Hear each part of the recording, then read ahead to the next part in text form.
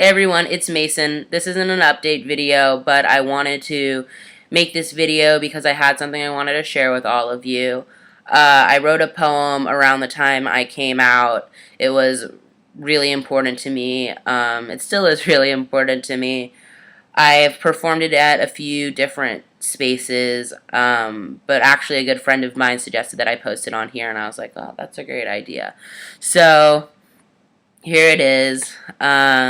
It doesn't have a title, but if any of you have a suggestion, feel free to leave me a comment.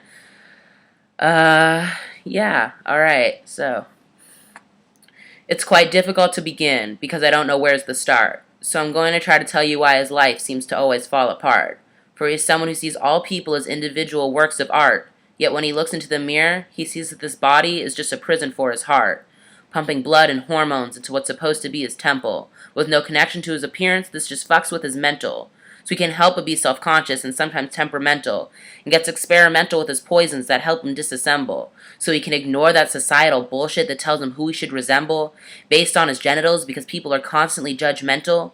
People have just become something to analyze, human projects, to destroy and rebuild in a specific image, with no due respect for the fact that every individual is unique, beautiful, and complex. We are trained to copy, obey, support the norm, and cash our checks. Well, we are the ones paying for the effects of this constructed society. It focuses on sex and piety and hopes to limit all types of variety, because if people can't immediately be read, then that causes anxiety and fear. God forbids all that is queer, because nothing can be sacred unless it is clear when we live in a world dependent on social spheres, so a room full of men can raise their beers and give out cheers among their peers, condemning those different than them. They are born with those genitals, so therefore they are men, and as long as they act as they are taught and refuse to speak an abnormal thought, then they can be tucked into that safe file titled normality, free from the brutality that is the true reality, when in actuality we all have many levels of dimensionality. But if you actually show it, you're told you're filled with irrationality.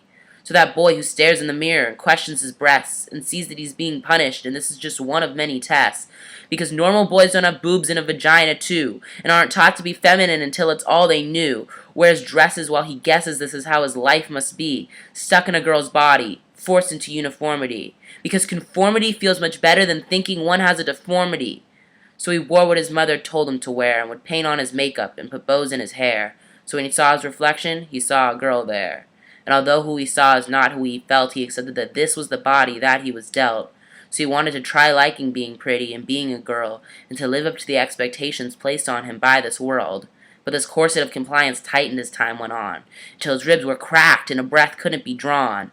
Branded by his genitals, his life would crumble if he didn't maintain his appearance, which is why every fucking day he tried to turn to perseverance. But most days he couldn't believe the lie he was trying to sell himself. The images of him posed as a daughter in frames, mocking him on the shelf. His body is a prison and fear is the jail's guard, and every time he tried to escape, he would just leave his skin scarred, just wanting to tear out of his body and burst out of this containment because it limited him and led him towards feelings of estrangement. Loneliness is a constant when you can't be your own friend. He was a stranger to himself who only knew how to pretend.